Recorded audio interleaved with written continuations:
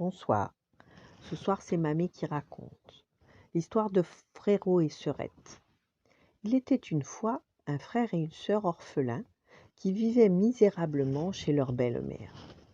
Il faut quitter cette maison où on nous déteste, dit Frérot à Sœurette. C'est ainsi qu'un beau matin, ils partirent sur les routes. Le soir venu, épuisés, ils s'endormirent en pleine forêt. À leur réveil, le soleil était déjà haut dans le ciel. « Il fait chaud et j'ai bien soif, dit Frérot. Il me semble entendre le murmure d'une fontaine. Allons voir de plus près. » Mais les deux enfants ne se doutaient pas que leur méchante belle-mère était une sorcière et qu'elle les avait suivis dans leur fuite. Elle avait ensorcelé toutes les sources de la forêt. Et quand Frérot voulut boire à la source, on l'entendit murmurer « Si tu bois de mon eau, tu seras changé en panthère. » Sœurette l'empêcha de boire. Elle lui dit « Si tu es changé en panthère, tu vas me manger. » Ah ben, allons trouver une autre source. Ils s'approchèrent d'une deuxième source.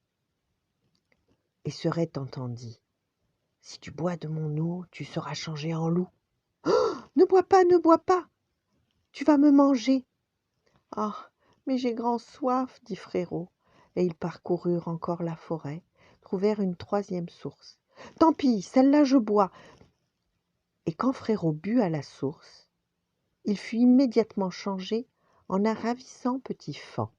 « Ne pleure pas, Frérot, je ne t'abandonnerai jamais, lui dit Sœurette attristée. Mais au moins tu ne peux pas me manger. Je te protégerai des chasseurs. Et regarde là-bas, une maisonnette abandonnée. Nous allons nous y réfugier et nous vivrons cachés. » Elle lui confectionna une litière moelleuse avec des feuilles et de la mousse, et chaque matin elle partait cueillir de quoi manger dans la forêt. Un jour, le roi aperçut le faon et suivit l'animal. Il le vit entrer dans la maisonnette. Alors il alla y frapper. Et devant la jeune fille ébahie, se trouvait un beau jeune homme coiffé d'une couronne d'or. Le roi, lui aussi ébloui par la beauté de la jeune fille, lui dit aussitôt « Acceptez-vous de venir vivre avec moi dans mon château et de m'épouser ?» La jeune fille, très émue, donna son accord et ajouta « Mais il faut emmener avec nous le petit faon, car il ne me quitte jamais. »« Qu'il vienne avec nous, dit le roi. » Et il les conduisit au château, où leurs noces furent célébrées en grande pompe. Ils vécurent heureux tous les trois. Le petit faon était choyé, dorloté et gambadait librement dans le parc du château.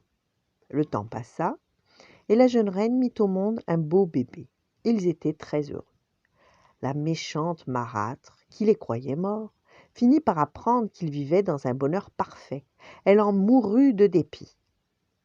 Le charme étant rompu, Frérot reprit forme humaine. Bien sûr, il resta au château, où avec sa sœur, ils vécurent heureux jusqu'à la fin de leurs jours. Voilà.